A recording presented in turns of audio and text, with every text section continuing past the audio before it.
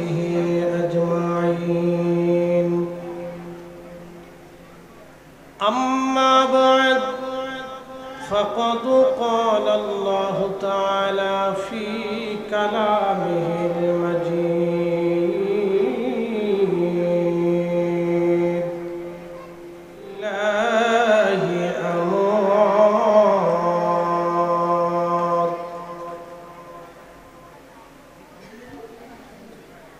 بل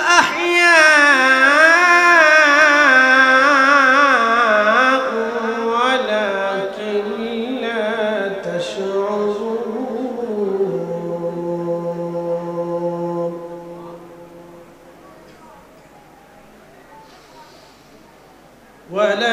ولنبلونكم بشيء من الخوف والجوع ونقص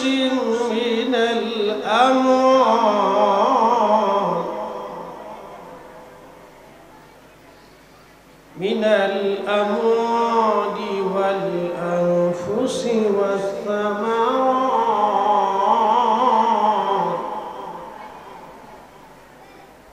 وبشر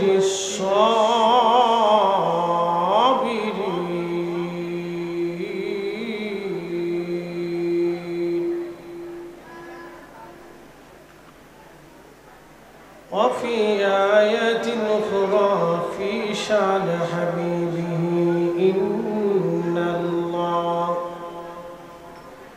إن الله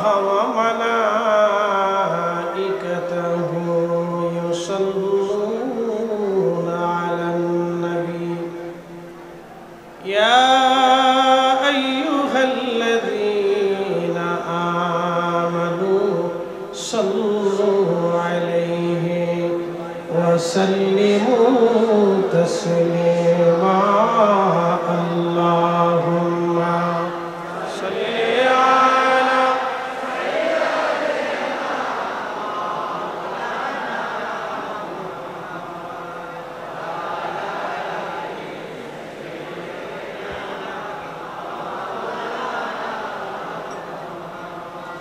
নবীর ইশকে যার দিল ভাই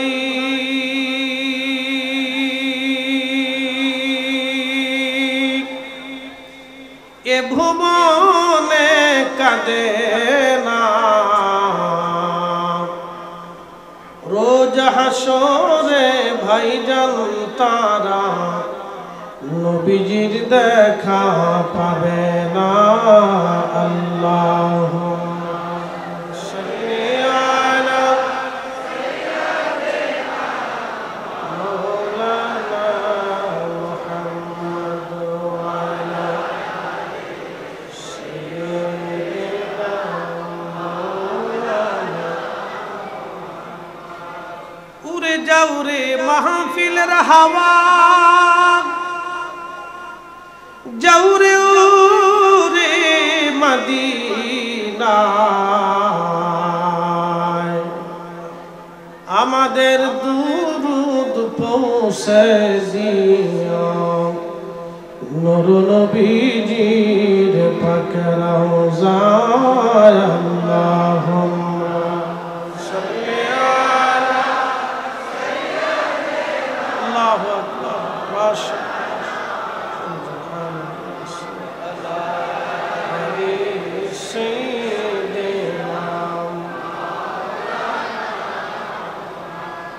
بلغ العلا بكماله كشف الدجى بجماله حسنت جميع خصاله صلوا كلمة توحيد عرش لكا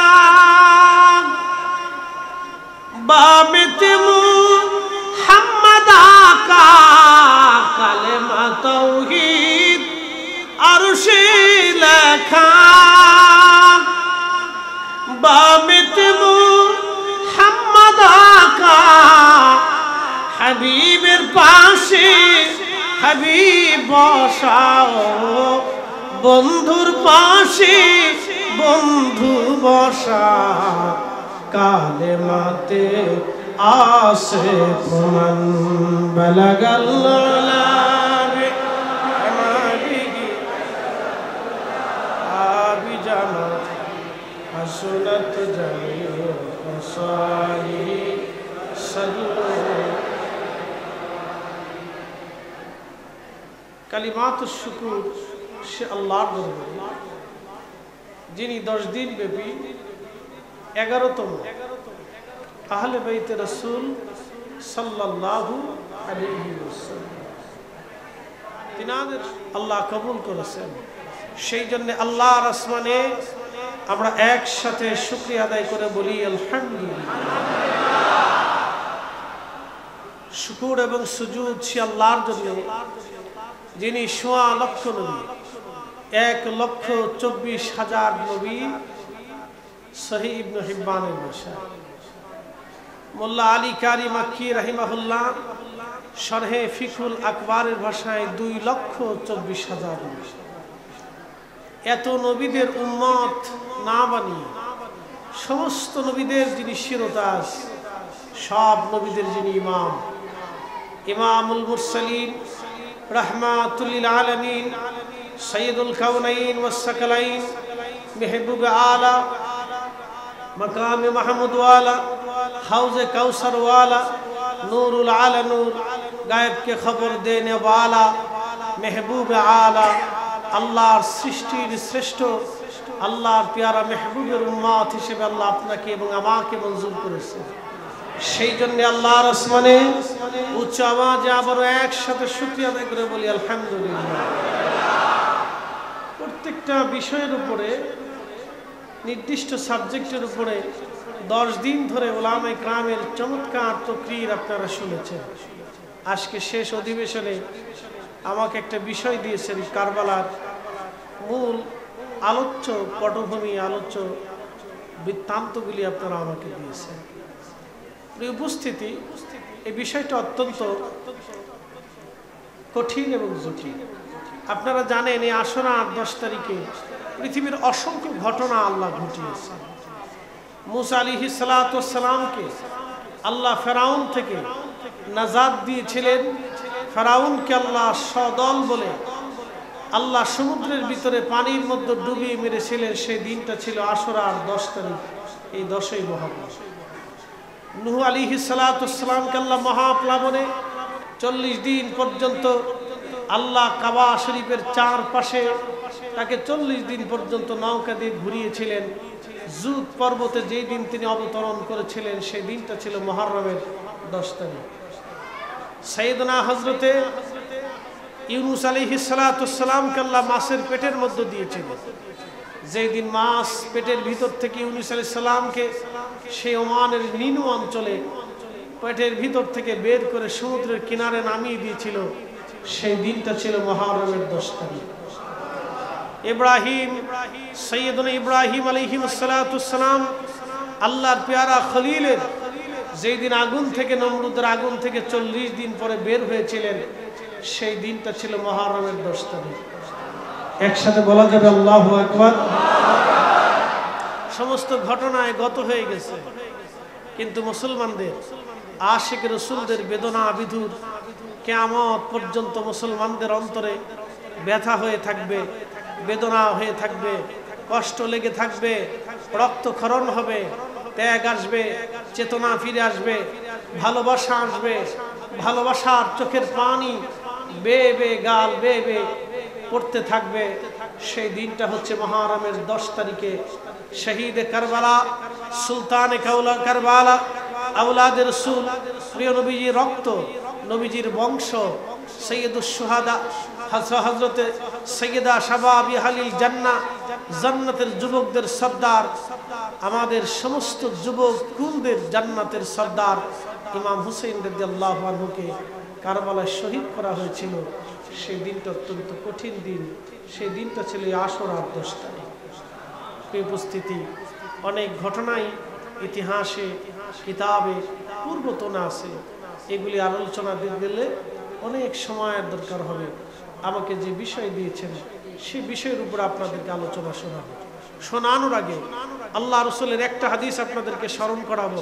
সহিহুল বুখারীতে কিতাবুল ফিতানে আল্লাহর নবী বলেছেন, হালাকাতু উম্মতি আলা ইয়াদাই ইলমাতি মিন কুরাইশ।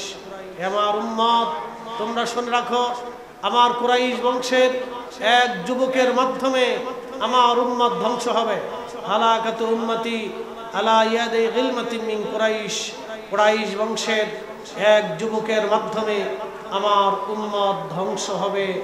সেই যুবকটাকে সহিহ বুখারীর বিশ্ববিখ্যাত সে সরার কিতাব আল্লামা ইমাম হাজার আসকালানী আশ-শাফিঈ তিনি লিখেছেন ফাতহুল বারী শরহে বুখারীর মধ্যে তিনি হাদিসের তাকরীর করতে যাইয়া, ব্যাখ্যা করতে যাইয়া, সরা লিখতে যায় তিনি লিখছেন, সাইয়্যিদুনা হযরত আবু হুরায়রা রাদিয়াল্লাহু আনহু তিনি বাজারে বাজারে যাইতেন আর দোয়া করতেন, আল্লাহুম্মা লা তুদরিকনি সানাতুস সিদ্দিন ওয়ালা ইমারাতুস সিবিয়ান। হে রব, 60 হিজরির যুবকের শাসন থেকে তুমি আমাকে বাঁচাও। আল্লাহ আল্লাহ 60 হিজরির যুবকের শাসন থেকে তুমি আমাকে বাঁচাও। হযরত সাইয়্যিদুনা আবু হুরায়রা রাদিয়াল্লাহু তাআলা আনহু ইন্তেকাল করেছিলেন 59 হিজরিতে। ইয়াজিদ ক্ষমতায় বসেছিল 60 হিজরিতে। ইমাম হুসাইন রাদিয়াল্লাহু আনহু শহীদ হয়েছিলেন 61 হিজরিতে। প্রিয় উপস্থিতি, আল্লাহ রাসূলের সেই ভবিষ্যৎবাণী আর হযরত আবু হুরায়রার দোয়া থেকে বোঝা গেল সেই ব্যক্তিটা আর কেউ না, সেই ব্যক্তির নাম ইয়াজিদ।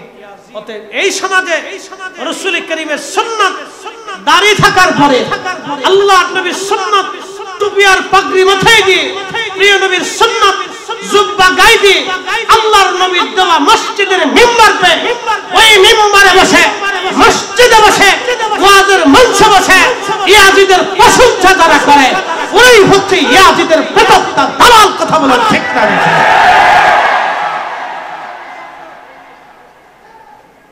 এদের থেকে আমাদের ঈমানকে বাঁচাইতে হবে। কথা বলেন ঠিক না? এরা ছদ্মবেশী ইয়াজিদের দালাল, ছদ্মবেশী ইয়াজিদের, ছদ্মবেশী ইয়াজিদের। প্রিয় উপস্থিতি হাজিরিন, খুবই মনোযোগের সাথে শুনবেন। নবীজি বলেন, হালাকাতু উম্মতি আলা ইয়াদি গিলমাতি মিন কুরাইশ।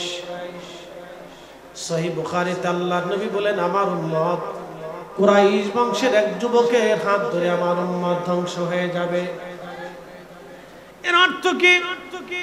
উম্মতের বিরাট একটা অংশ ইয়াজিদের পক্ষ নিবে, আহলে বাইত রাসূলের বিরুদ্ধে চলে যাবে।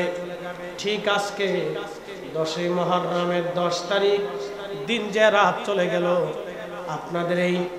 আপনাদের এই অঞ্চলে কর্ণফুলী থানার এই মসজিদে শহাদায়ে কারবালার মাহফিল অনুষ্ঠিত হচ্ছে 10 দিন ব্যাপী। কোন মসজিদে আজকে অনুষ্ঠান হচ্ছে। বাংলাদেশের হাজার হাজার মসজিদে শহাদায়ে কারবালার স্মরণে মিলাদ মাহফিল হচ্ছে। ঠিকই আবার বাংলাদেশের হাজার হাজার মসজিদ আজকে রাত্রিবেলা তালা মেরে রাখা হয়েছে। আমার দিকে তাকা। আমাদের দেশের রাজনৈতিক দলের লোকেরা বলে না চেতনা চেতনা, কি কথা বলেন না কেন? সবাই চেতনার গল্প করে, চেতনা ছাড়া কেউ নেই। যত রাজনৈতিক দলই দেখবেন সবাই খালি চেতনা আছে, এক একজন এক একটা চেতনা। আমাদের কোন চেতনা নাই, আমাদের একটাই চেতনা, রাসূলের গোলামি। হাত উঁচা করে বলেন, জোরে বলেন, জোরে বলেন। আমাদের আর কোন চেতনা লাগবে না। আমাদের চেতনা হলো সুন্নাত ওয়াল জামাত, আমাদের চেতনা রাসূলের গোলামি, আমাদের চেতনা আমরা হুসাইনি। কথা বলেন ঠিক না?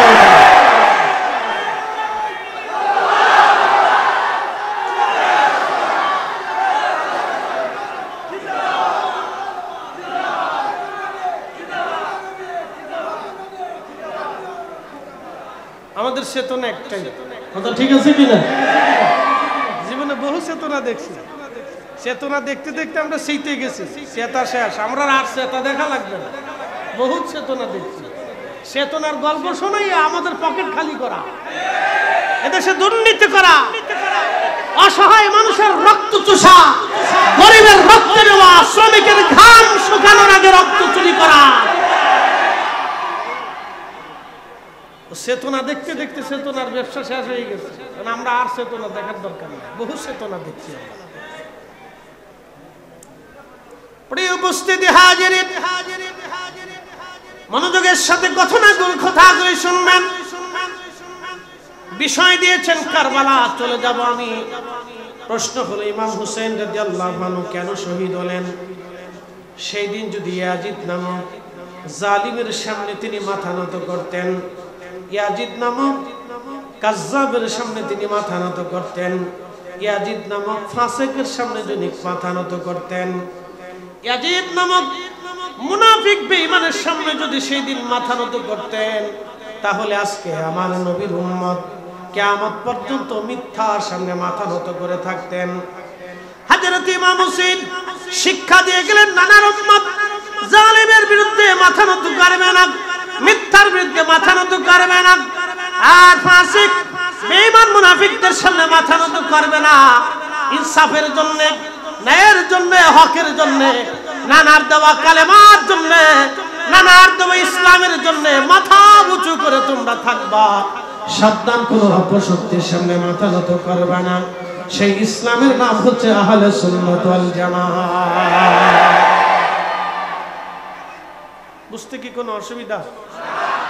খাজা বাবা আজমিরি আহলে সুন্নাত ওয়াল, খাজা বাবা আজমিরি আহলে সুন্নাত ওয়াল, হুজুর গাউসে পাক আহলে সুন্নাত ওয়াল, খাজা মাইনুদ্দিন চিশত আজমিরি আহলে সুন্নাত ওয়াল জামাত, হযরত হুজুর বাহাউদ্দিন নকশবন্দ বুখারী আহলে সুন্নাত ওয়াল, হুজুর মুজাদ্দিদ আল ফিসানি আহলে সুন্নাত ওয়াল, হযরত ইমাম শাফি আহলে সুন্নাত ওয়াল, হযরত ইমাম মালিক, ইমাম হাম্বলি, ইমাম আহমদ ইবনে হাম্বল আহলে সুন্নাত ওয়াল। পৃথিবীর যত ওলিরা আছেন সবাই আহলে সুন্নাত ওয়াল। তো ওলিদের দল আল্লাহর দল, আল্লাহর দল ওলির দল, ওলিদের দল হিজবুল্লাহ, হুমুল গালিবুন, এটা বিজয়ী দল।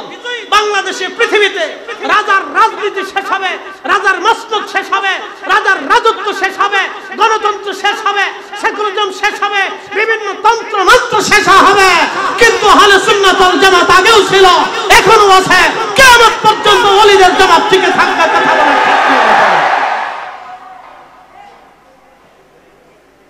এমন এক জামাত করেন যে জামাত কিয়ামতের ময়দানে সাক্ষী দেবে, এমন এক জামাতের সদস্য হয়ে যান যে জামাত কিয়ামতের ময়দানে সাক্ষ্য দেবে।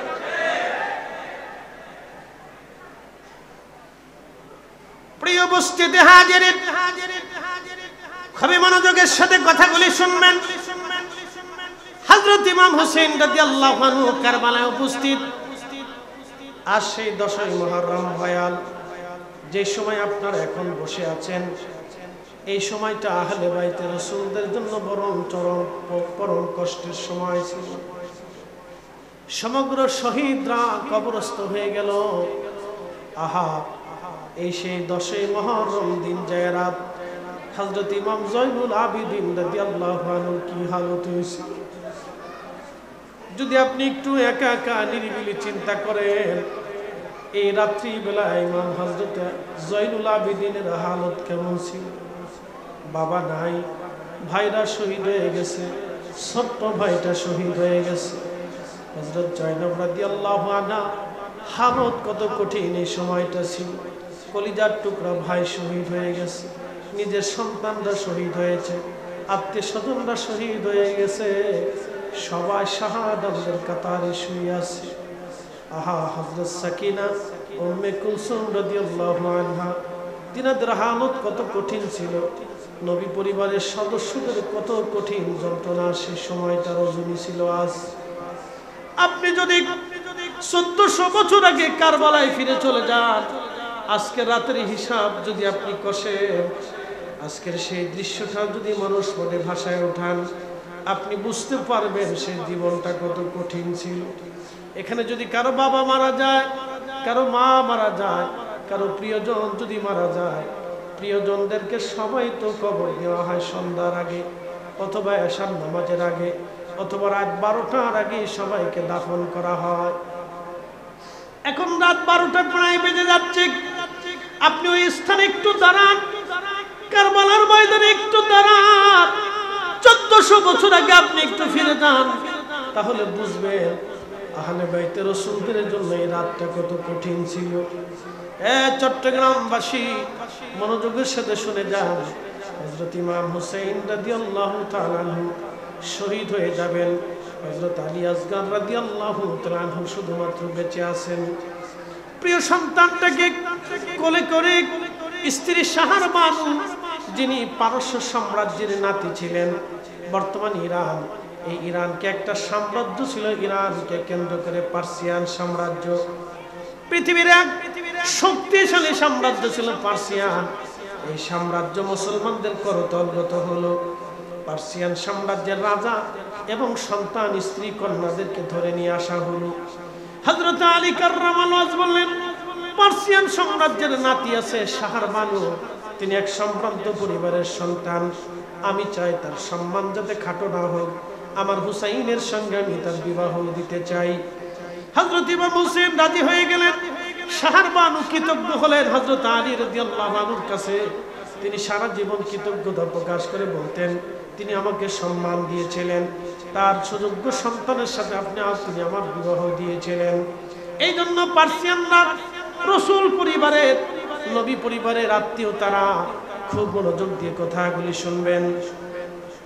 হযরত শাহর বানুর একটা সন্তান জন্ম নিয়েছিল, 6 মাসের ছোট্ট বাচ্চা আলী আসগরকে কোলে করে হযরত শাহর বানু ইমাম হুসাইন রাদিয়াল্লাহু আনহুর কাছে আসলেন।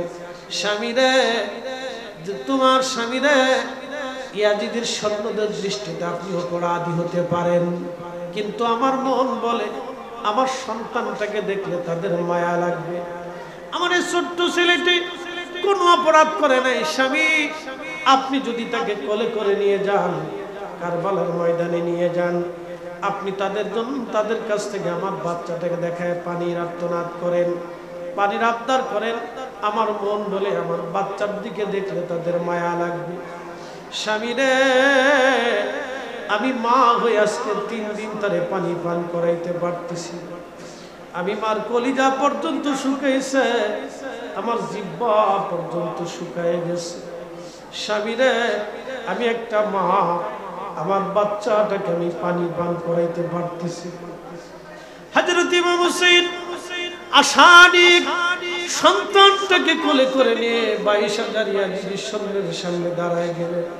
শুনছো ইয়াজিদের সৈন্যরা, তোমাদের দৃষ্টিতে আমি অপরাধী হতে পারি, তোমাদের শত্রু হতে পারি, কিন্তু শোনো গো, আমার ছোট্ট কলিজার টুকরা বাচ্চাটা তো অপরাধ করে নাই, ও তো কারো বিরুদ্ধে অস্ত্র ধরে নাই, অন্যায় ভাবে কাউকে থাপ্পড় মারে নাই, কাউকে কোনোদিন গালিও দেয় নাই।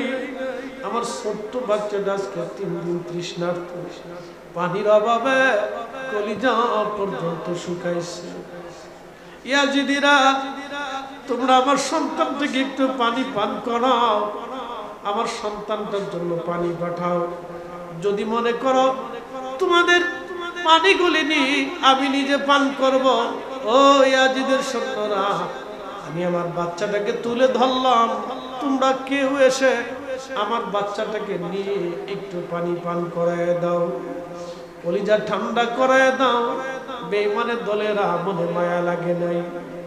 সেই দিন আহলে বাইত রাসূলের জন্য তাদের মায়া লাগে নাই, মায়া মায়া মায়া। আল্লাহর নবী বলেন, ঈমানদার হবে না, ঈমানের স্বাদ তুমি পাবা না, লা ইউমিন, ঈমানের লজ্জত তোমার কলিজায় আসবে না, লা ইউমিন, লা ইউমিন, ঈমানের স্বাদ, ঈমানের লজ্জত, ঈমানের লজ্জত, ঈমানের স্বাদ তোমার অন্তরে আসবে না, হাত্তা আকুনা হাব্বা ইলাইহি, যত সময় পর্যন্ত তোমরা আমাকে ভালো না বাসবা, মিন ওয়ালিদিহি ওয়া ওয়ালাদিহি ওয়ান নাসি আজমাইন, তোমার সন্তানের চাইতে, তোমার পিতামাতার চাইতে, পৃথিবীর সব ব্যক্তিদের চাইতে আমাকে যত সময় ভালো না বাসবে, তোমার কলিজার মধ্যে ঈমানের লজ্জত আসবে না, ঈমান তুমি পাবে না, ঈমান তুমি পাবে না। এর অর্থ কি? সেই দিন ইয়াজিদের হাজার হাজার সৈন্য দাঁড়ানো, সবাই কালমা পড়নেওয়ালা ছিল, ফজরের নামাজের সময় সবাই নামাজ পড়েছিল, সবার অন্তরে কোরআন ছিল, মুখে কালিমার বুলি ছিল, মাথার মধ্যে পাগড়ি বাঁধা ছিল, মুখের মধ্যে দাড়ি ছিল। সিজদার চিহ্ন থাকলেও হবে কি, কলিজার ভিতরে ইশকে রাসূল সেদিন তাদের মধ্যে ছিল না। কেউ যদি রাসূলকে ভালোবাসে সে আহলে বাইতকে ভালোবাসবে। কথা বলেন ঠিক না বেঠে? তাদের অন্তরে মায়া লাগে নাই। মায়া না লাগার কারণে দূর থেকে বেঈমান ডাক দিয়ে বলল, হুসাইন অপেক্ষা করো, জনমের পানি পান করাবো তোমাকে। দূর থেকে তীর ছুঁড়ে মেরে বাবার কোলের মধ্যে ধরে রাখা ছোট্ট শিশু আলী আসগর রাদিয়াল্লাহু আনহু কলিজা ভেদ হয়ে বাবার কোলের মধ্যে শহীদ হয়ে গেল। শহীদ হয়ে যাবার পরে ইমাম হুসাইন আকাশের দিকে তাকায় কাঁদে, বলে আল্লাহ তুমি দেখছো আমার আলী আসগরের সাথে ওরা কেমন ব্যবহার করছে। আল্লাহ তুমি সাক্ষী থাকো, ইয়া রাব্বি তুমি সাক্ষী থাকো আজকের এই দৃশ্যটার জন্য। আল্লাহ সন্তানটাকে কোলে করে রক্ত মাখা সন্তান বুকে করে নিয়ে যাচ্ছে। আপনি বুঝতে পারতেছেন এই সময় কারবালায় যদি আপনি থাকতেন, জানি না পাথর দিল পাথর হয়ে গেছে এমন কেউ যদি থাকতো, সেই কঠিন সময় আহলে বাইতে রাসূলের কেমন হয়েছিল। নবীর পরিবারের কষ্টের কথা মনে করলে কোনো আশিক এই সময় নিজেকে স্থির রাখতে পারে না। সন্তানটাকে কোলে নিয়ে ইমাম হুসাইন তাঁবুর সামনে দাঁড়ায় ডাক দিছে, বিবি বিবি রে তাঁবু থেকে বের হয়ে আসো, আমি আমার আলী আসগরকে পানি পান করায় নিয়ে এসছি। বিবি দৌড়ায় এসে দেখতেছে বাবার কোলের মধ্যে ধরে রাখা ছোট্ট শিশু রক্তগুলি গনায়া গনায়া বাবার কোলগুলি ভিজে যাচ্ছে। ইমাম হুসাইন ডাক দিছে, বিবি কোনদিন আর তোমাকে পানির জন্য বিরক্ত করবে না আমার আসগর, পানির জন্য আর কখনো কান্না করবে না। দেখো আমি তাকে এমন পানি পান করায় নিয়ে আসছি, শাহাদাতের পানি পান করেছি। বিবি রে আমার মন বলে এত সময় আমার নানা আমার আলী আসগরকে জান্নাতের ভিতরে হাউজে কাউসারের পানি পান করে তার কলিজা ঠান্ডা বানাইছে। বিবি রে আমি আলী আসগরকে পানি পান করে নিয়ে আসছি, দেখো। আর ওই বুঝি রে যাই রে সোনা কারবালার মাতম জারি, কান্দে ইমাম হুসাইন বিনয় করি আলী আসগরের লাশ বুকে ধরি, কান্দে ইমাম হুসাইন বিনয় করি আলী আসগরের লাশ বুকে ধরি, এক ফোঁটা পানি দিল না ওরা, বুকেতে তীর দিল মারি। আর ওই বুঝি রে যাই রে সোনা কারবালার মাতম জারি।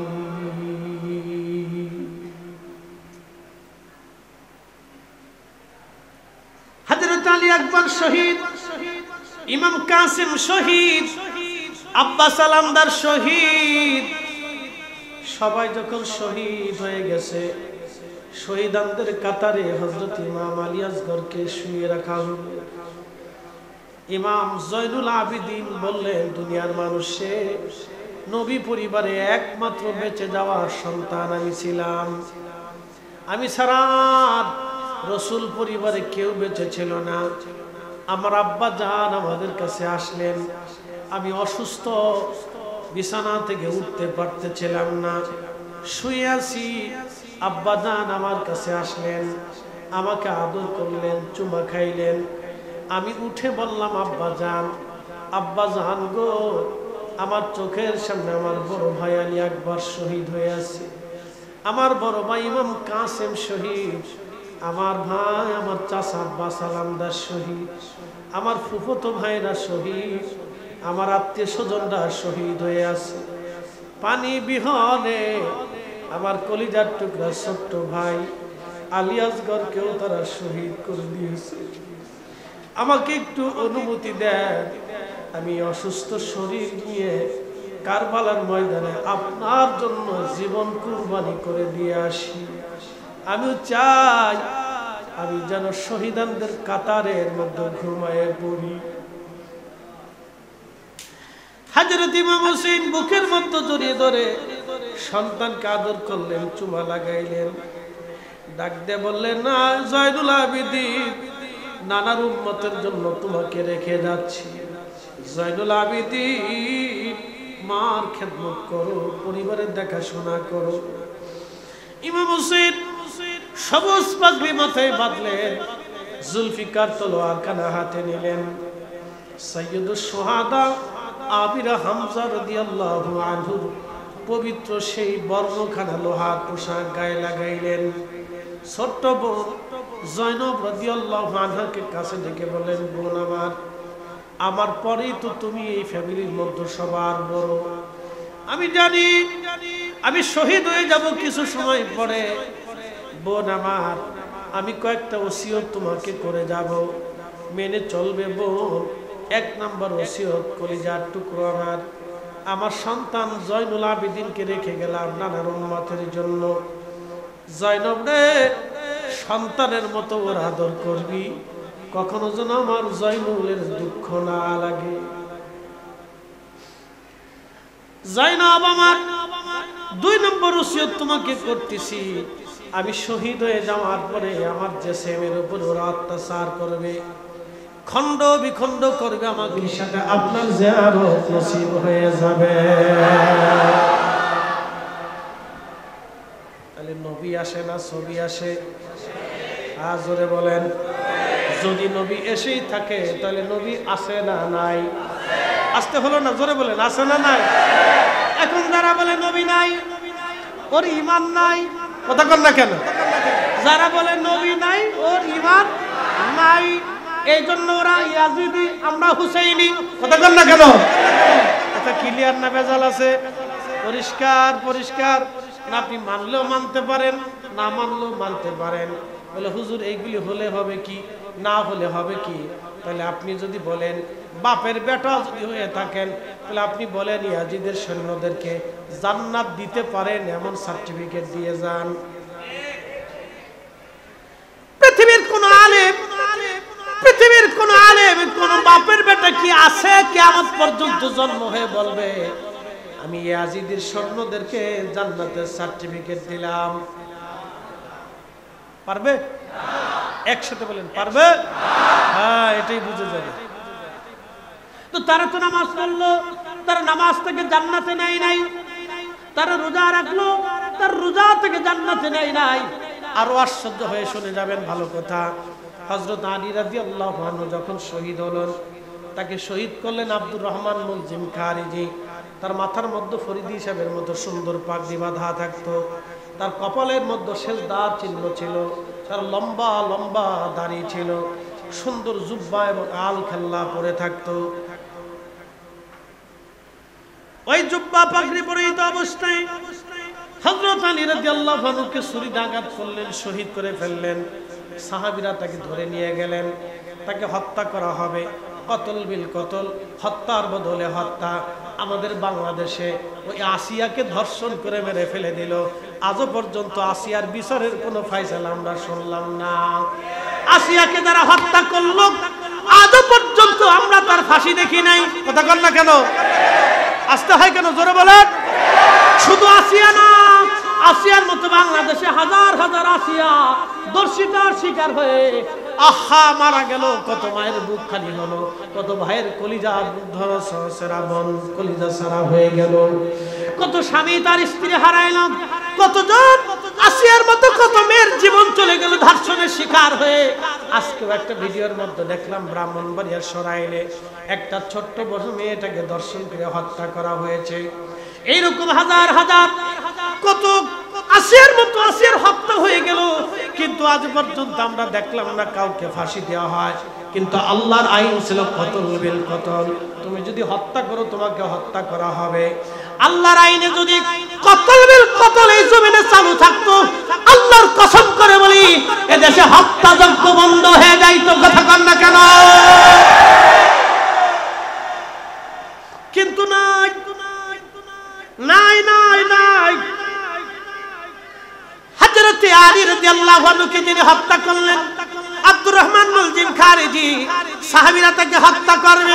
কতল বিল কতল, হত্যার বদলতে হত্যা, ফাঁসি, হত্যার বদলতে হত্যা। এই আইন যদি চালু থাকতো বাংলাদেশে মার্ডার হইতো না, পুলিশে গুলি করতে পারতো না, পুলিশ সেনাবাহিনী গুলি করতে পারতো না, কেউ লাঠি সোঁটা নিয়ে আরেকজনকে হত্যা করতে পারতো না, নারী ধর্ষণ করে নারী হত্যা করতে পারতো না। কথা কন না কেন? বাঙালি তারের মতো সোজা হয়ে যাইতো, তারের মতো সোজা হয়ে যাইতো।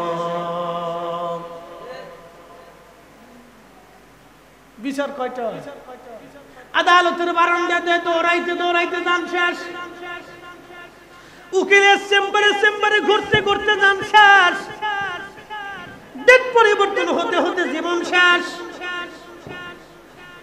এদেশে যার টাকা আছে তার বিচার আছে, যার টাকা নাই তার কোনো ফয়সালা নাই। এই জালেমের বিরুদ্ধে, জুলুমের বিরুদ্ধে, অন্যায়ের বিরুদ্ধে মাথা উঁচু করে শহীদ কারবালার ময়দানে জীবন দিয়েছিলেন। কথা বলেন ঠিক কিনা? উপস্থিতি মনোযোগ দিয়ে কথা শুনবেন। যখন আব্দুর রহমান মুলজিম খারিজিকে সাহাবায়ে কেরাম হত্যা করবে, সর্বপ্রথম তার হাত কাটা হলো। যেহেতু একজন প্রতিষ্ঠিত খলিফাকে সে হত্যা করেছে, তাও কোন খলিফা? আল্লাহর নবী বলেছেন ফালাইকুম বিসুন্নতি, তোমরা আমার সুন্নত মানবা, ওয়া সুন্নাতিল খুলাফায়ে রাশিদিন আল মাহাদিন, আমার সুন্নত মানার পরে আমার খুলাফায়ে রাশিদিনের সুন্নত মানবা। একবার জোরে বলা যাবে কি মারহাবা? খুলাফায়ে রাশিদিনের সুন্নাহ আদর্শ মেনে চলবা। খুলাফায়ে রাশিদিনের তিন সাহাবী খলিফা, হযরত ওমর, হযরত আলী, হযরত উসমান রিদওয়ানুল্লাহি তাআলা আলাইহিম আজমাইন, এই তিন খলিফা তারাবির নামাজ চালু করেছিলেন 20 রাকাত, বেতরের নামাজ চালু করেছিলেন 3 রাকাত। আজকে যারা তারাবির নামাজ 8 রাকাত বানাইছে ওরাই হলো ইয়াজিদি। অনেকের চেহারা কালো হয়ে যাবে না, মন খারাপ হয়ে যাবে না, স্বাস্থ্য ভাই তো আত্মীয়তার সরাসরি সম্পর্ক আছে। কি কথা কন না কেন? মন খারাপ করেন না, মন খারাপ করেন না। আপনি সারা পৃথিবী একদিকে, আল্লাহ রসুল আর একদিকে। কথা কন না কেন? তামাম সৃষ্টি একদিকে, আল্লাহ রসুলের জবান আর একদিকে। নবী আমাদেরকে খুলাফায়ে রাশিদিন মেনে চলতে বলেছেন, আমরা চোখ বুজে খুলাফায়ে রাশিদিন মেনে চলবো। ঠিক কি না? প্রিয় উপস্থিতি হাজিরিন, হাত কাটা হলো। তখন আব্দুর রহমান মুলজিম খারিজি জিকির করে আল্লাহ আল্লাহ আল্লাহ আল্লাহ, বুঝছেন? তার পা কাটা হলো, তখনও জিকির করে আল্লাহ আল্লাহ আল্লাহ আল্লাহ, বুঝছেন? যখন চোখ উঠানো হলো তখনও জিকির করে আল্লাহ আল্লাহ আল্লাহ। সাহাবা একরাম গলা চিপ দিয়ে ধরলেন, জিহ্বা বের হয়ে আসতেছে। জিজ্ঞেস করলেন সাহাবীরা, আরে আমার হাত কেটেছ, পা কেটেছ, চোখ উঠিয়েছ, তারপরে তোমরা আমার জিহ্বা কেন বের করো? বলে তোর জিহ্বা কেটে ফেলবো। বলে কেন কাটবা? তোমরা কি দেখো না আমি আল্লাহ জিকির করি? কি ব্যাপার? বুঝে যান। আব্দুর রহমান মুলজিম খারিজি জাহান্নামের কুকুর, জাহান্নামের, জোরে বলেন জাহান্নামের। আব্দুর রহমান মুলজিম খারিজি জাহান্নামের কুকুর, জাহান্নামের কুত্তা, জাহান্নামের কুকুর। এই জাহান্নামের কুকুরের জবানে খোদার জিকিরের আওয়াজ ছিল, কপালে সেজদার চিহ্ন ছিল, তাকে সেজদার চিহ্ন তাকে জান্নাত দেয় নাই। তার কালেমা থেকে জান্নাত দেয় নাই, তার নামাজ থেকে জান্নাত দেয় নাই, তার রোজা থেকে জান্নাত দেয় নাই, তার হজ থেকে জান্নাত দেয় নাই, তার যাকাত থেকে জান্নাত দেয় নাই, তার জিকির থেকে জান্নাত দেয় নাই, তার পাগড়ি থেকে জান্নাত দেয় নাই, তার জুব্বা থেকে জান্নাত দেয় নাই, তার কোরআন তেলাওয়াত থেকে জান্নাত দেয় নাই। কারণ সে হযরত সাইয়্যিদুনা আলী রাদিয়াল্লাহু আনহুকে হত্যা করেছিল। অতএব সাইয়্যিদুনা আলী রাদিয়াল্লাহু আনহুর বেটা রাসূলের কলিজার টুকরা ইমাম হুসাইনকে যারা হত্যা করেছে ওদের নামাজ রোজা যাই থাকবে, জান্নাত মিলবে না। কথা বলেন ঠিক কিনা? কথা ক্লিয়ার না ভেজাল আছে? একবারে পরিষ্কার, একবারে পরিষ্কার। এই জন্য লা ইউমিন, লা ইউমিন, ঈমানের স্বাদ তোমাদের হবে না যদি আজকে রাসূল না থাকে। এজন্য আমরা সুন্নিরা নবী নবী করি, নবী নবী করি, মিলাদুন নবী পালন করি, সারা বছরে মিলাদের মাহফিল দিয়া, ইশকে রাসূলের তাড়না দিয়া আমরা এই উম্মতের কলিজাকে উজাড় করার চেষ্টা করি। এই মিলাদুন নবী, এই মাহফিলগুলির বিরোধিতা করে বেদাতের ফতোয়া দিয়ে যারা বন্ধ করতে চায় তাদের সাথে আমাদের সারা জিন্দেগি যুদ্ধ চলবে।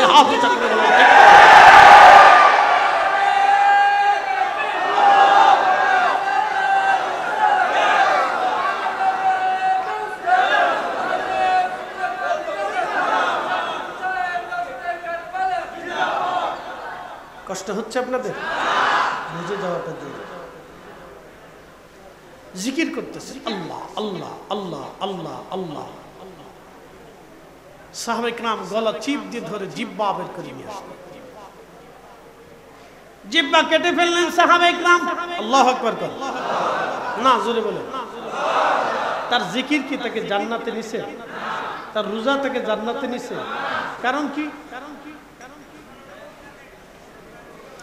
যার কলিজায় ইশকে রাসূল আছে সে হযরত আলীকে হত্যা করতে পারে না। যার কলিজায় ইশকে রাসূল আছে সে হুসাইনকে হত্যা করতে পারে না। যার কলিজায় ইশকে রাসূল আছে সে ইয়াজিদের পক্ষ নিতে পারে না। কথা বলেন না কেন? প্রিয় উপস্থিতি, আল্লাহ আমাদেরকে সঠিক সমঝ দান করুন। সকলে বলেন আমিন। প্রিয় ভাই আমার, খুব মনোযোগ দিবেন। অনেক লম্বা মাস আমি সংক্ষিপ্ততার মধ্যে নিয়ে আসছি, যে তোমাকে মূল সাবজেক্ট দিয়েছেন। প্রিয় বন্ধু, এই জন্য আল্লামা ডক্টর ইকবাল সমস্ত প্রশ্নের জবাব দুইটা শেরের মাধ্যমে, দুইটা লাইনের মাধ্যমে দিয়েছেন। মগজ কোরা রুহে ঈমা জানে দিন হাসতে হবে রহমাতুল লিল আলামিন, হাসতে হবে রহমাতুল লিল আলামিন। কাজী নজরুল, কাজী নজরুল বাংলা ভাষা আল্লামা ডক্টর ইকবাল রাহিমাহুল্লাহ সেই কথাগুলি বাংলা ভাষায় ছন্দের আকারে তিনি লিখে দিয়ে গেছেন। আল্লাহকে যে পাইতে চায় হযরতকে ভালোবেসে লৌহ কলম না চাহিতেই পেয়েছে সে। সালাতুন ইয়া রাসূলুল্লাহ আলাইকুম সালামুন ইয়া হাবিবাল্লাহ, আহা সালাতুন ইয়া রাসূলুল্লাহ আলাইকুম সালামুন ইয়া হাবিবাল্লাহ। খুব মনোযোগের সাথে কথাগুলি শুনবেন। প্রিয় ভাই আমার, হযরত ইমাম হুসাইন রাদিয়াল্লাহু আনহু পবিত্র মস্তক নিয়ে যাওয়া হলো উবাইদুল্লাহ ইবনে জিয়াদের কাছে, গভর্নর হাউস কুফাতে নিয়ে যাওয়ার পরে উবাইদুল্লাহ ইবনে জিয়াদ পবিত্র মাথা মোবারক নিয়ে মসজিদের মধ্যে গেল। এই যে মসজিদ, আচ্ছা বলেন তো, এই মসজিদে যদি ইমাম হুসাইন রাদিয়াল্লাহু আনহুর পবিত্র জুব্বা মোবারক আনা হয়, আপনারা কি ঘরে বসে থাকবেন? হ্যাঁ, আল্লাহ। চট্টগ্রামের সিলেটের মানুষ বসে থাকতেন এটা আমি জানি, বাদ বাকি অন্য কোন বিভাগের মানুষ শুয়ে থাকবে না বসে থাকবে এটা কোনো গ্যারান্টি নেই। কারণ এই বাংলাদেশে এখন বহু উত্তরে দক্ষিণে বহু অঞ্চলে বহু মসজিদে আজকের রাতে মসজিদ তালা মারা আছে। আশুরার 10 তারিখে মসজিদ যদি তালা মারা হয় তাহলে আওলাদের রাসূলের জুব্বা আনার পরে তারা যে ঘর থেকে বের হয়ে আসবে তার গ্যারান্টি কি? কিসের গ্যারান্টি? কি কথা কর না কেন? না বুঝেন না? হ্যাঁ বুঝে যাবে। আমার পীর মুর্শিদ একটা শের গাইতে, যার কারণে জগত সৃজন রে দেখো চন্দ্র সূর্য তারা শূন্য ভরে। আর হুজুর কেবলা মাঝে মধ্যে একটা শের আমাদেরকে শোনাইতেন, যার কারণে জগত সৃজন রে দেখো চন্দ্র সূর্য তারা শূন্য ভরে। আসে অচল নিশ চলে ধরা ধরে নবী পদবিনে ভাব সবই মিশে। যার কারণে পৃথিবী সৃজন হলো, যার কারণে সূর্য আলো পেল, যার কারণে চাঁদ আলো পেল, যার কারণে নক্ষত্র হলো, যার কারণে বৃষ্টি হলো, যার কারণে সাগর প্রবাহিত হলো, যার কারণে কর্ণফুলী নদী হলো, যার কারণে বাংলাভূমি হলো, যার কারণে পৃথিবী হলো। আমার হুজুর বলতেছেন দেখো আকাশে চন্দ্র সূর্য শূন্যে ঘুরে বেড়ায়। যেই নবীর কারণে আকাশের নক্ষত্রগুলি শূন্যে ঘুরে বেড়াচ্ছে, শুনে নাও জেনে নাও, ওই নবীর কদম ছাড়া তোমার জিন্দেগির সব মিথ্যা হবে। ডক্টরের ডিগ্রি মিথ্যা হবে, এই প্রিন্সিপালগিরি মিথ্যা হবে, মুহাদ্দিসগিরি মিথ্যা হবে, তোমার মুফতিগিরি মিথ্যা হবে, বক্তাগিরি মিথ্যা হবে, সভাপতিগিরি মিথ্যা হবে, প্রধানমন্ত্রীর জীবন মিথ্যা হবে, রাষ্ট্রপতির জীবন মিথ্যা হবে, প্রধান সেনাপতির জীবন মিথ্যা হবে, পুলিশ প্রশাসন সেনাবাহিনী। আর আপনি ব্যবসা বাণিজ্য যাই করেন, পৃথিবীর সমস্ত ধনরাজির মালিক যদি হন, আপনার জীবনে কোনো সার্থকতা নাই। জীবনের সার্থকতা একটাই, আল্লাহর নবীর কদম মোবারক, আমার নবীর গোলামির মধ্যে সব সার্থকতা। নবীর গোলামি নাই জীবনে কিছু নাই। শেষ এক কথা, প্রিয় নবীর গোলামি নাই জীবনে কিছুই নাই। নবীর গোলামি আছে জীবনে সব আছে। হাজিরিন শুনে যান, হযরত ইমাম হুসাইন রাদিয়াল্লাহু আনহুর পবিত্র মস্তক মোবারক মসজিদে নিয়ে যাওয়া হলো। মিম্বরে বসে আছে উবাইদুল্লাহ ইবনে জিয়াদ। উবাইদুল্লাহ ইবনে জিয়াদ, জিয়াদ ছিল যার সন্তান। জিয়াদের বাবার কোনো পরিচয় ছিল না, জিয়াদের বাবার কোনো পরিচয় ছিল না। যার সন্তানের বাচ্চা সন্তান ছিল উবাইদুল্লাহ, তার নাম ছিল উবাইদুল্লাহ ইবনে জিয়াদ। শুনে যান, এই উবাইদুল্লাহ ইবনে জিয়াদ মসজিদের মিম্বরে বসলো। ইমাম ইবনে কাসির আল বেদার মধ্যে লেখেন, মসজিদের মধ্যে বসার পরে মিম্বরে বসে আছে, আর আহলে বাইতে রাসূলের পবিত্র মাথা মোবারক মস্তক মোবারক তার মিম্বরের নিচের সিঁড়িতে পায়ের সামনে হযরত ইমাম হুসাইন রাদিয়াল্লাহু আনহুর মাথা মোবারক রেখে দিয়েছে। মসজিদের মধ্যে ভাষণ দিল, হে মুসলমানেরা, কুফাবাসী, তোমরা শুনে রাখো, আমিরুল মুমিনিন ইয়াজিদের বিজয় আল্লাহ দিয়েছে। লা হাওলা ওয়ালা কুওয়াতা ইল্লা বিল্লাহ, নাউযুবিল্লাহি মিন যালিক, লানাতুল্লাহি আলাল কাযিবিন। মিথ্যাবাদীদের উপর আল্লাহর লানত। ইয়াজিদ আল্লাহ বিজয় দিয়েছে, আর মিথ্যুকের বেটা হুসাইন মিথ্যাবাদীর পরাজয় আল্লাহ দিয়েছে। লা হাওলা ওয়ালা কুওয়াতা ইল্লা বিল্লাহ, লানাতুল্লাহি আলাল কাযিবিন। আল্লাহ মিথ্যাবাদীদের উপর লানত বর্ষণ করুন। একবার জোরে আওয়াজ তুলে বলেন আমিন। এই শুনেন, শুনে যান, মসজিদে মুসলমান কয়জন শুনে যান, মুসলমান কয়জন আছে শুনে যান।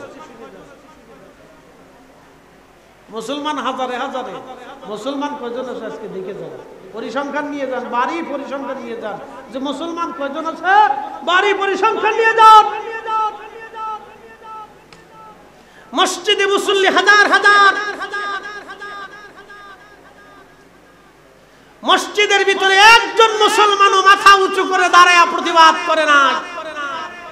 মসজিদের মধ্যে এক কোনায় একজন অন্ধ আশিক রাসূল বসা ছিল, অন্ধ।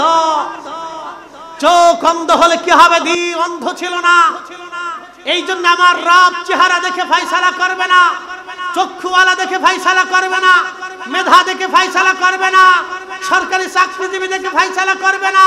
অর্থবিত্ত দেখে ফাইসালা করবে না, চেহারা দেখে ফাইসালা করবে না, সম্ভ্রান্ত দেখে ফাইসালা করবে না, বংশ দেখে ফাইসালা করবে না, দুনিয়াদারিত্ব কিছু দেখে ফাইসালা করবে না।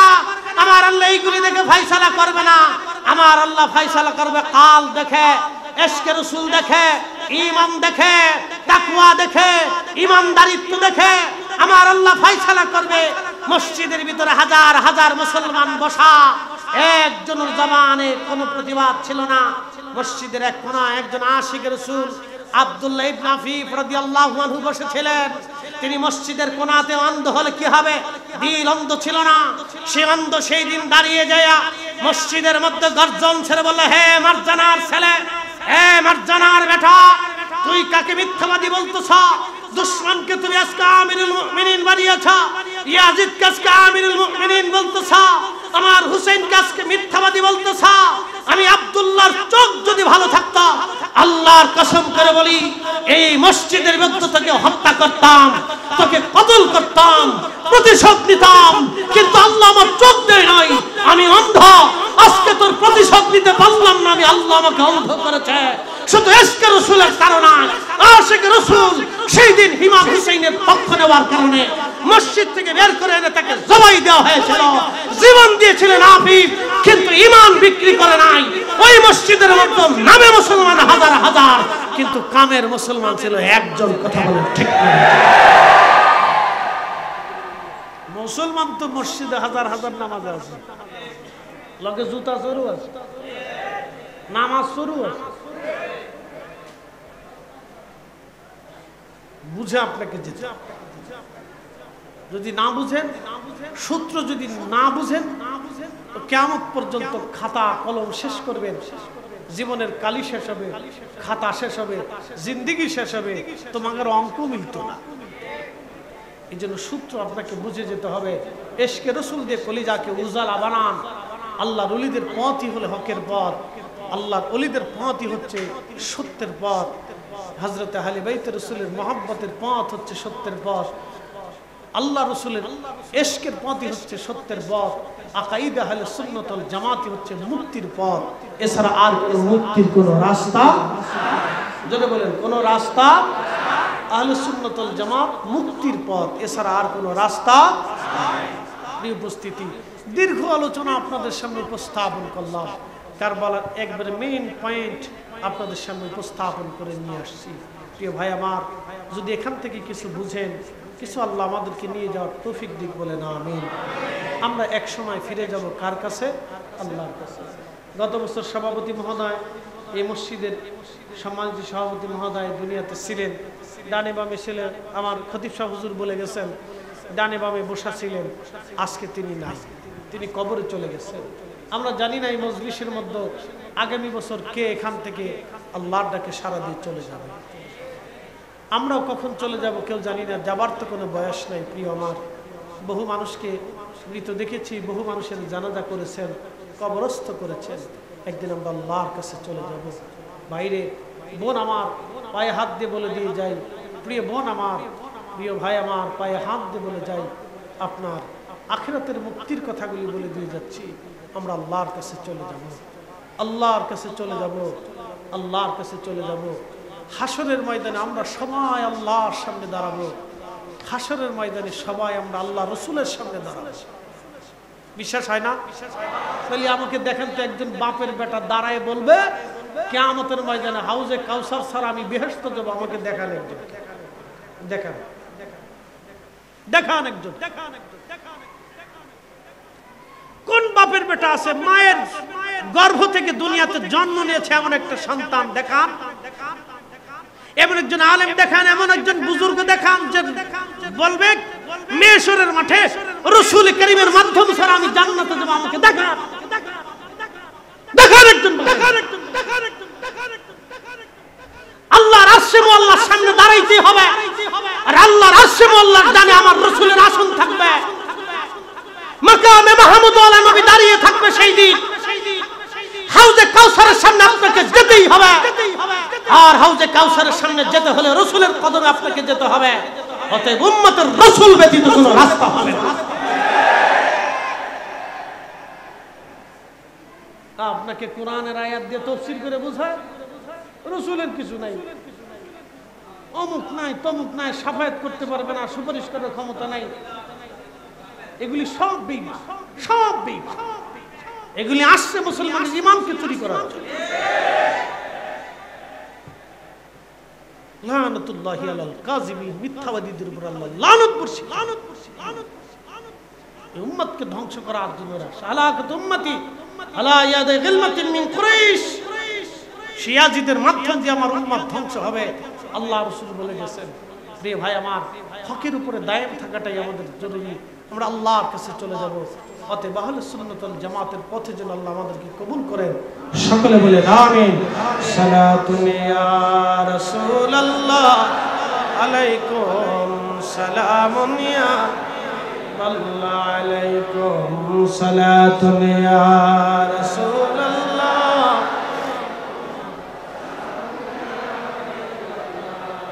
আল্লাহুম্মা সাল্লি আলা মাশাআল্লাহ মুহাম্মাদ ওয়া আলা আলি সাইয়্যিদিনা। তুমি আল্লাহর প্যারা হাবিব, তোমার তুলনা নাই কেউ আর, তোমার মতো আকাশ ভ্রমণ করেনি কোন পয়গম্বর। আল্লাহুম্মা আহা মাশাআল্লাহ মুহাম্মদ ওয়া আলা আলি সাইয়্যিদিনা। আচ্ছা, এই মাহফিলে আপনারা টাকা দিবেন না? এই মাহফিলে আপনারা আপনাদের অর্থ দিবেন না? কম বেশি দিবেন তো? ভয় নাই, আপনাদের কাছ থেকে টাকা নিচ্ছি না, আপনাদের ভয় নেই, ডরায়েন না, চিন্তা করেন না। আমি আপনাদেরকে একটা ঘটনা শোনাই।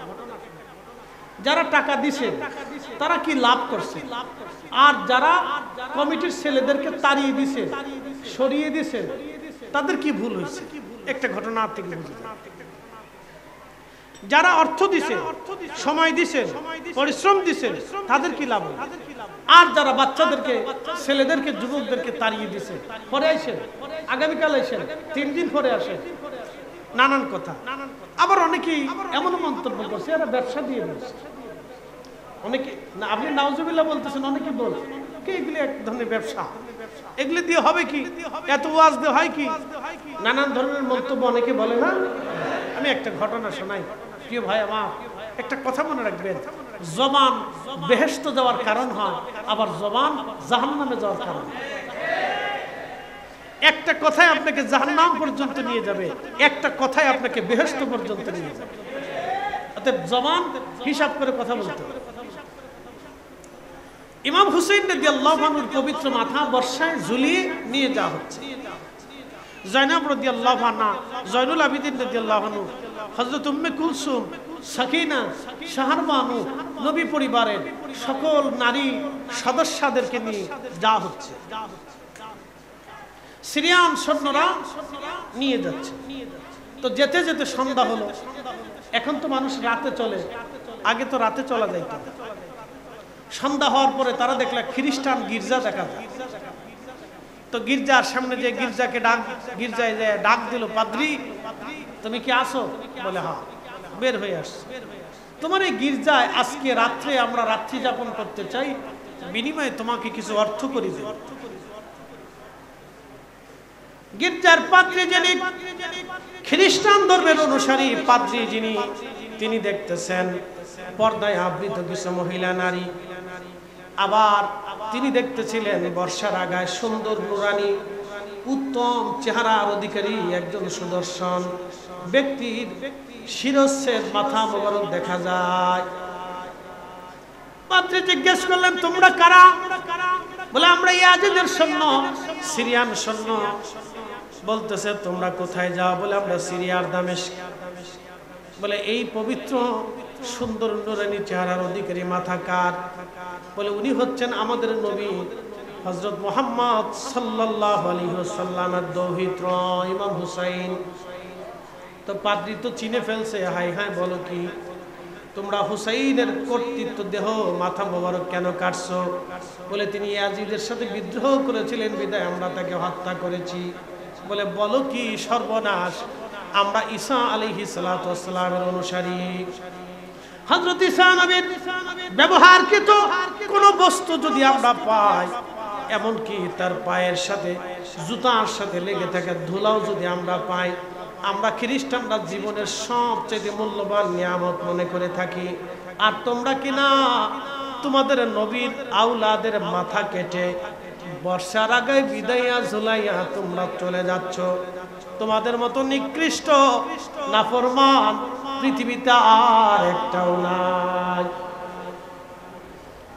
পাদ্রী ডাক দিয়ে বলতেছে, হে সন্তানেরা, তোমাদের কাছে আমি প্রস্তাব দিলাম, ওই পবিত্র মাথা মোবারক বর্ষা থেকে নামায় আমাকে দেবা।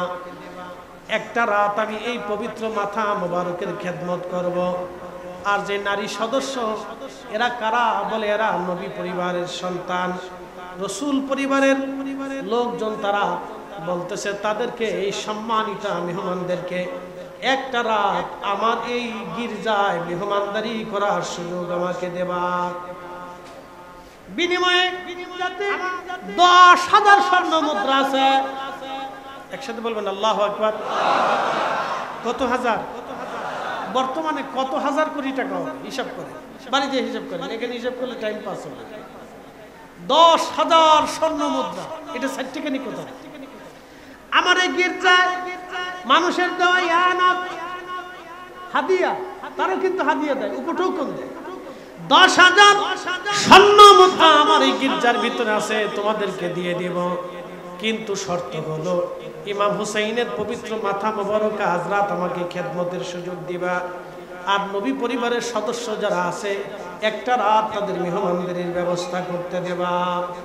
ওরা চিন্তা করলো এটা তো সাধারণ ব্যাপার, দিয়ে দিলাম যা। ওরা বুঝে নাই ওরা কি দিয়ে কি কিনে নিচ্ছে। আসলে ওরা তো ছিল স্বার্থান্বেষী, দুনিয়ার অর্থের মোহ ছিল ওদের।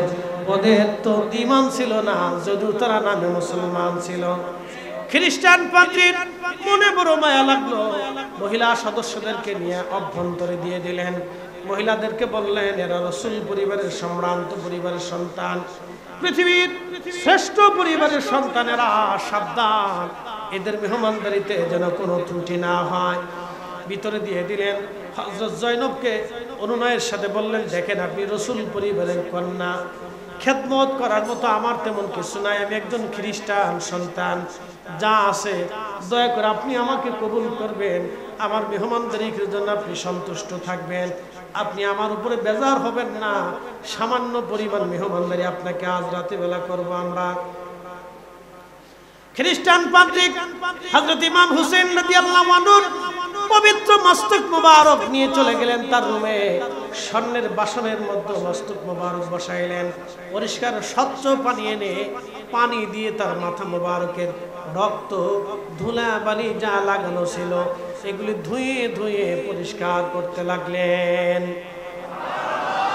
পরিষ্কার করতে করতে ইশকে রাসূলের তাড়না হৃদয়ের মধ্যে লেগে গেল, কলিজা ফেটে তার কান্না এসে গেল। কেঁদে কেঁদে বলতেছিলেন, হায় হুসাইন, হে হুসাইন, আপনাকে ওরা কি করে হত্যা করলো, কেমনে সম্ভব হলো আপনার মতো এমন সুন্দর নুরানি চেহারার একজন মানুষকে হত্যা করা, আপনার মতো রসুল বংশের সন্তানকে হত্যা করা কি করে ওদের জন্য সম্ভব হলো? কাঁদতেছিলেন। ঠিক উনি লক্ষ্য করলেন হযরত ইমাম হুসাইন রাদিয়াল্লাহু আনহুর চেহারা মোবারক থেকে একেবারে আসমান বরাবর একটা নূর মোবারক এসে নূরে নূরান্বিত হয়ে গেল, নূরে নূরান্বিত হয়ে গেল, পুরো অংশটা নূরে নূরান্বিত। ঠিক তখনই পাদ্রীর জবান থেকে বের হয়ে আসলো, লা ইলাহা ইল্লাল্লাহু মুহাম্মাদুর রাসূলুল্লাহ সাল্লাল্লাহু আলাইহি ওয়াসাল্লাম। মাতা পিতা যাহাদের অন্ধকার কবরে মাতা পিতা যাহাদের অন্ধকার কবরে দেখি নবীজি মায়াবী নজরে তরায়া লইয়েন হাসর মাজারে বলেন তরায়া লইয়েন হাসর মাজারে ইয়া রাসূলুল্লাহ ইয়া রাসূলুল্লাহ। এক দলের ঈমান শেষ হলো আর একজন রাসূল পরিবারকে মহব্বত করে ঈমান পেয়ে গেল, কথা ঠিক কি না? একদল জাহান্নামে চলে গেল আর একজন খ্রিস্টান রাসূল পরিবারকে ভালোবাসার জন্য ঈমানওয়ালা হইয়া ঈমানের দৌলত নিয়া ইশকে রাসূলের দৌলত নিয়া সে হাসতে হাসতে খোদার জান্নাতে চলে গেল। সালাতুন ইয়া রাসূলুল্লাহ আলাইকুম সালামুন ইয়া হাবিবাল্লাহ আলাইকুম সালাতুন ইয়া রাসূলুল্লাহ আলাইকুম সালামুন ইয়া হাবিবাল্লাহ। ওয়াদের সারমর্ম একটাই, ইশকে রাসূল যেখানে আমরা আছি, আহলে সুন্নাত ওয়াল জামাত যেখানে আমরা আছি, অতএব আর কথা আমি না বাড়াই, রাত 1টা বাজে শহীদে কারবালার মুহাব্বতকে আল্লাহ আমরা কবুল করুক বলেন আমিন। আসেন নবী।